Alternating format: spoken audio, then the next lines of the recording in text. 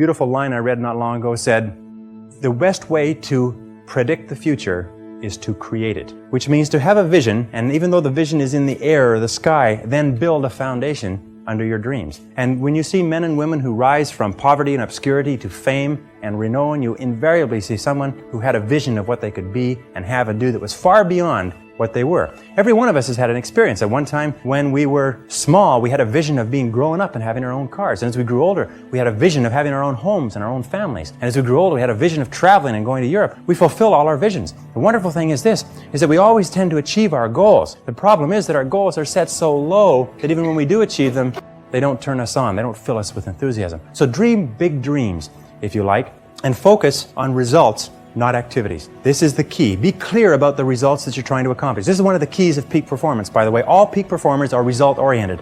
All losers or underachievers tend to be activity-oriented. And in activity orientation, what they do is they work very, very hard. Sometimes they work frantically. Sometimes they work longer hours than you do, but they lose sight of the results. Ben Trigo, the strategic thinker, said, very worst thing in the world is to do very efficiently what need not be done at all.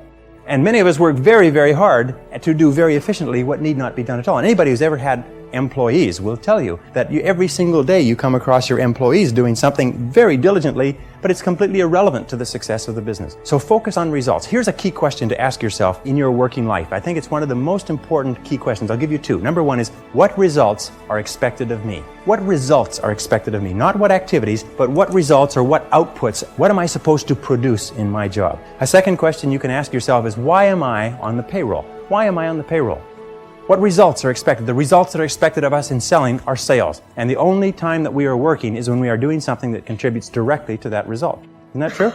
But of course, why do we do the other things? I've come to the conviction that the reason why we do the other things is because they are fun and easy rather than hard and necessary. I think the major reason why people fail in life, if I can pass this on, which wasn't part of this, but the major reason why people fail in life is because of the expediency factor. That we always do, and we always take the fastest and easiest route to get the things that we want. But the fastest and easiest route in life is almost always the route to failure. It's short-term gain for long-term pain. We do what is fun and easy today instead of what is hard and necessary, and then we have to do what is hard and necessary at the end of our life when it's too late. And you'll find that the willingness and the ability to discipline yourself, to be clear about what it is you want, to be clear where you're going, to be clear about the results that you're expected to accomplish, and then to only work on those results. The ability to discipline yourself to do that is absolutely critical for success. It is not possible to conceive of a person being successful who is not capable of disciplining themselves to do what is hard and what is necessary rather than what is fun and easy. And especially when it comes to managing your time, when it comes to looking at what you should do on a day-to-day basis, focus on results, not activities. Now let me give you a method which has helped me. Write out your goals. All goals have to be in writing, by the way. If you don't have your goals in writing, then they're not really goals at all. They're merely wishes. And as they say, a wish is merely a goal without any energy behind it. Have your goals in writing. Write them out very specifically and clearly, and then do this. Every single morning, rewrite your major goals in the first person singular as though they already existed. Rewrite your major goals every single morning. Now, this should take you about 2 to 4 minutes, maybe 5. You can do it all in a paragraph. For instance, if your goal is to earn $50,000 a year, every single morning write, I earn $50,000 a year. If your goal is to be excellent in real estate, say, I am an excellent salesperson in my field. If your goal is to weigh a certain number of pounds, if your goal is to enjoy a certain kind of life, write down your major goals in the first person singular as though they already existed today every single morning. And then every single evening, take about 5-10 minutes, instead of watching television, just before you turn on the television, say, wait a second, I've got to review my progress. And sit down and review what you've done in the course of the day. And say, what have I done right today? What have I done right that's moved me toward my goals? And second question is, what would I do differently if I had today to do over again? Those 4 steps, by the way, writing and rewriting your goal each morning, reviewing them.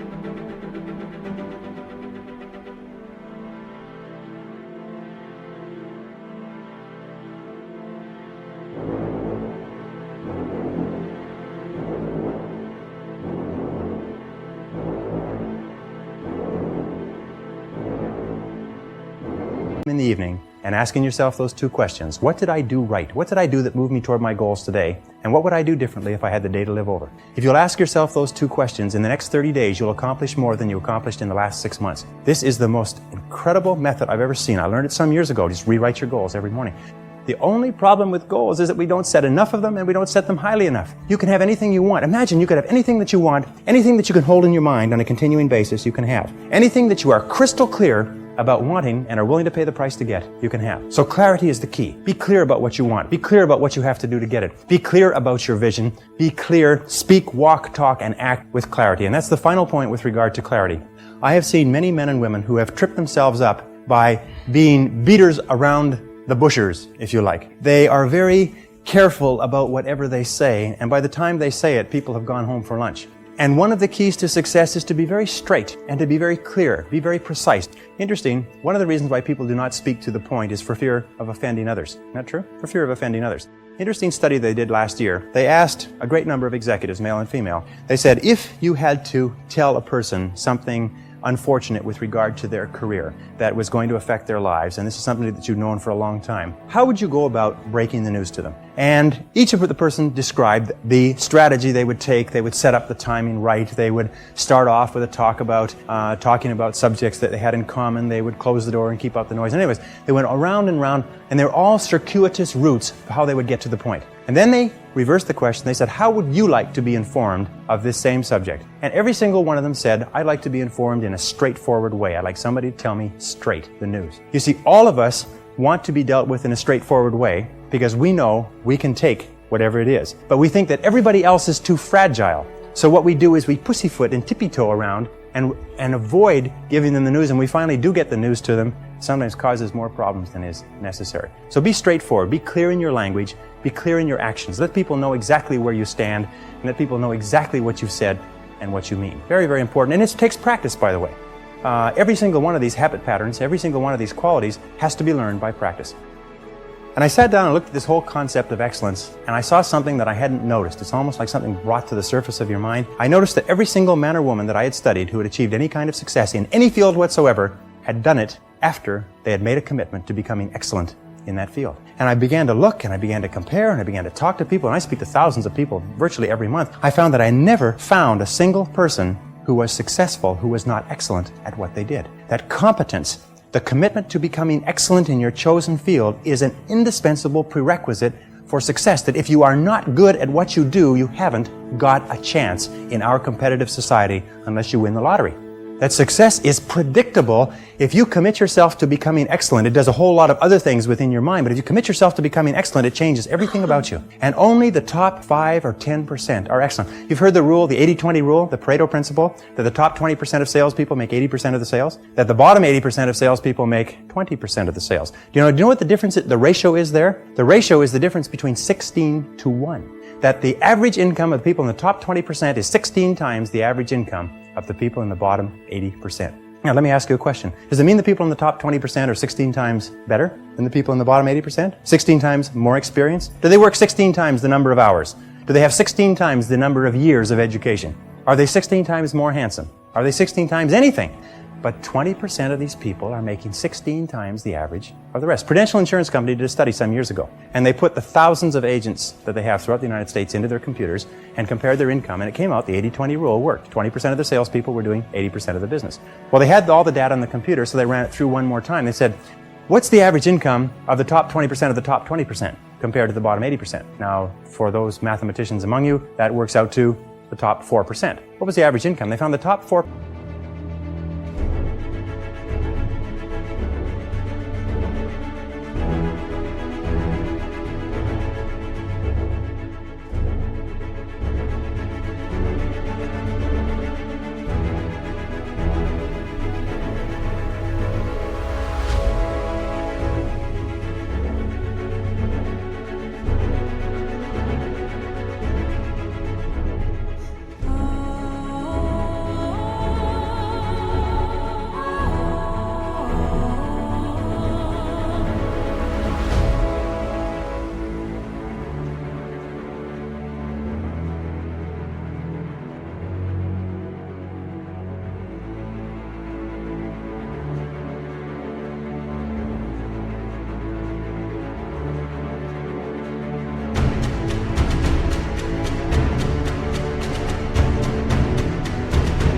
50% were earning on average 32 times the average of the people in the bottom 80%.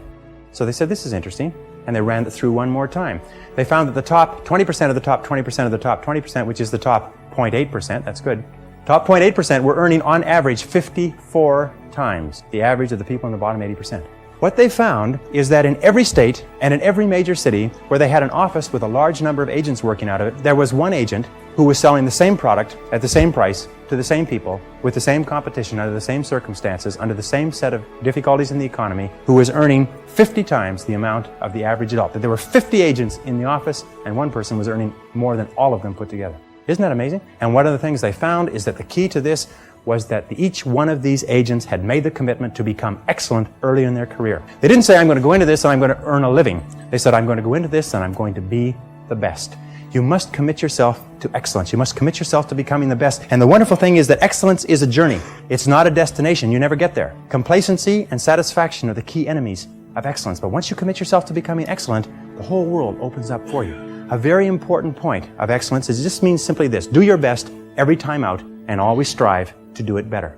Do your best every time out and always strive to do it better. Remember, it's usually the last 5 or 10% of any job or project that makes all the difference. And what we do is we get to 90% done, and then we start to drag our heels. We start to put the paperwork aside. We start to think of excuses. We start to do what is fun and easy rather than what is hard and necessary. And if you're going to do anything at all, the only time you're going to get any joy out of it is if you do it well. You see, when we do something well, it gives us a feeling of self-esteem and pride. We feel like a winner. But if we do things in an average way, it doesn't give us anything.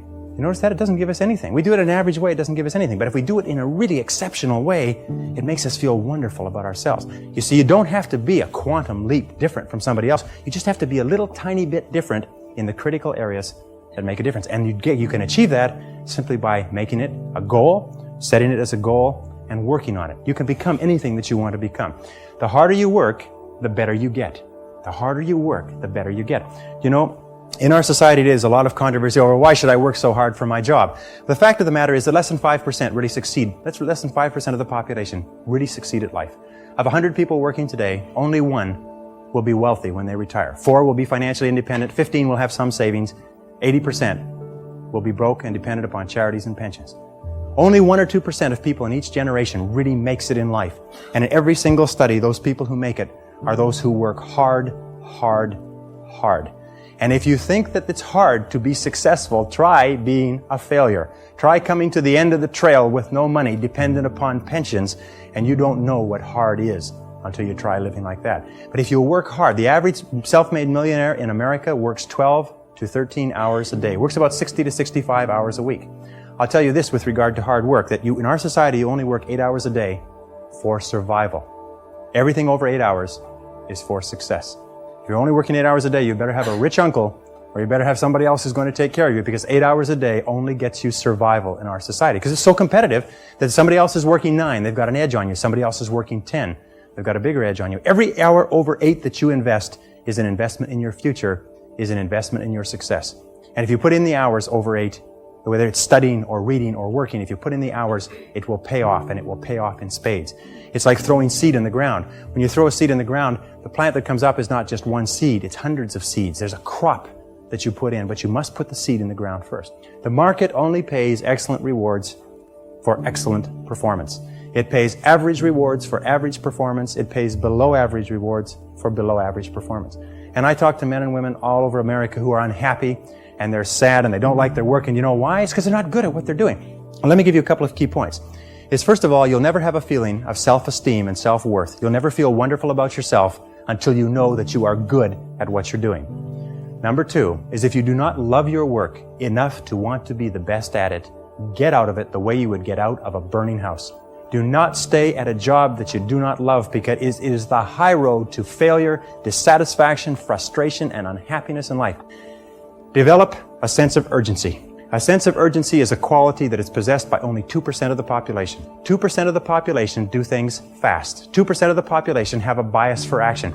Imagine if you owned a company and you had 2 people in the company, and both of them were reasonably well talented, both of them were doing reasonably well, except one person had a sense of urgency and did things fast. And every time you give them something to do, they took it and they ran with it like a ball player catching a fumble and running for the goal line. The other person got to it after lunch, or maybe next Monday, or no rush, week's almost over, Thursday afternoon, and so on. Which one would you give additional responsibility to? Which one would you promote? Which one would you spend money training? Which one would you send to places where you needed help? It's always the person with a sense of urgency. The Gallup organization that just did a wonderful book called The Great American Success Story, they surveyed 1,500 people in Marquis Who's Who in America, 1,500 of the most respected men and women in America, and they asked them, what do you consider to be the most important single quality of success? And they agreed almost unanimously on common sense. Just common sense. Good common sense. As my friend Charlie Jarvis says, the average person has an enormous amount of common sense because they haven't used any of it yet. You can train your mind to have common sense. You can train your mind to think things through before acting. In my experience, action without thinking is the cause of every failure. Action without thinking is the cause of every failure. And common sense comes from taking the time to think things through before you act. Listen to your intuition.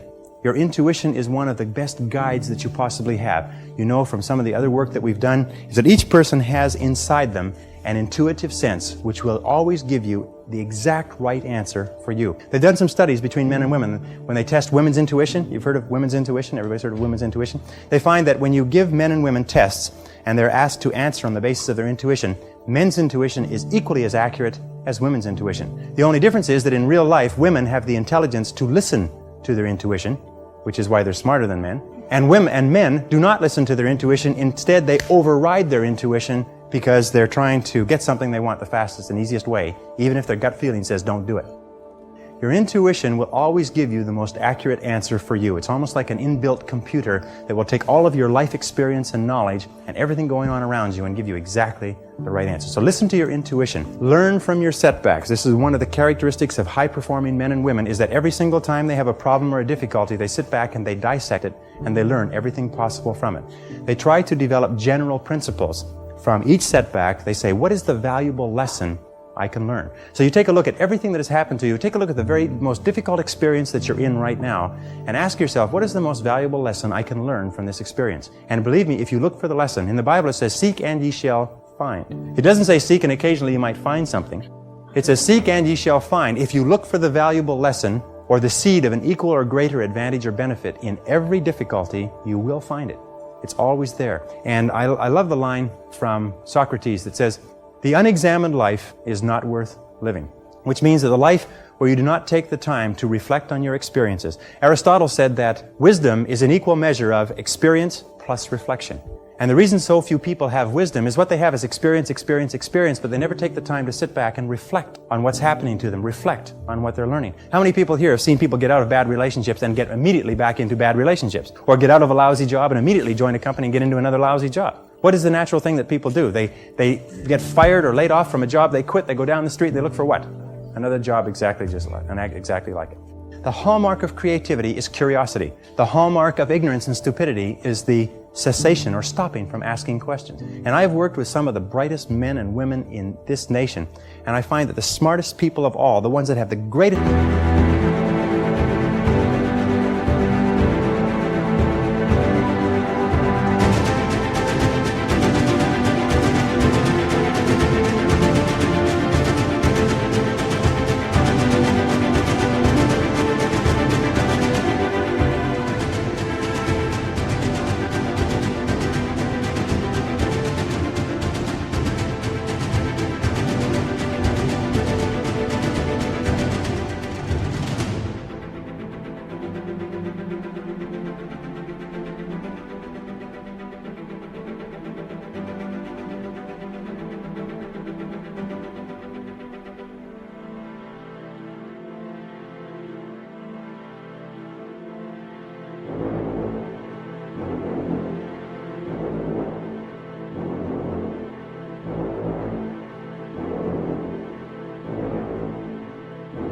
education and the most experience are the ones who ask the most questions.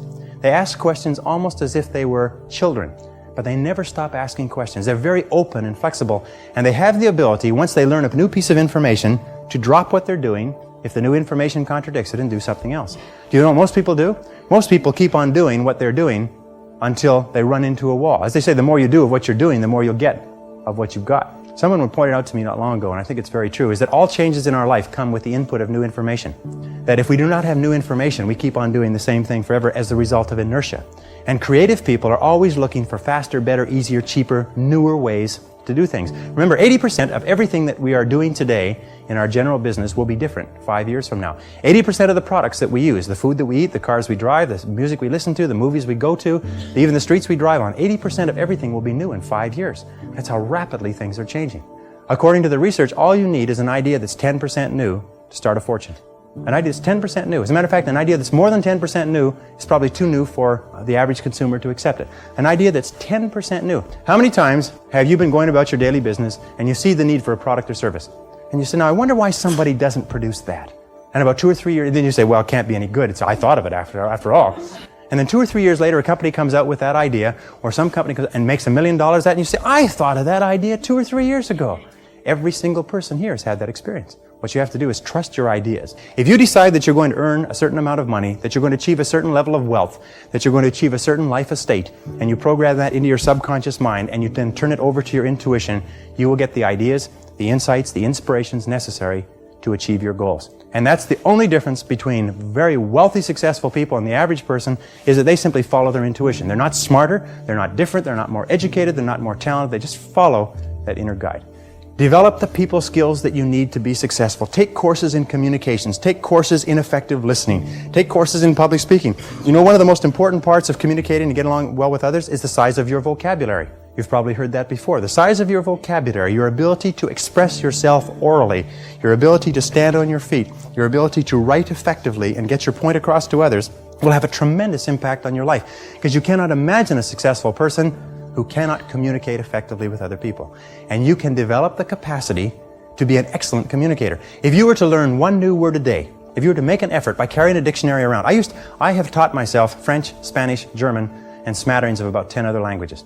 And the way I taught myself that was I learned the basic vocabulary, I studied it, learned the basic vocabulary, and I carried a dictionary around with me. And every time I saw a word I didn't know, I looked it up in the dictionary. And within a very short period of time, I could eat, live, walk, talk, and speak fluently in those 3 societies. And I've traveled all over the world in those 3 languages.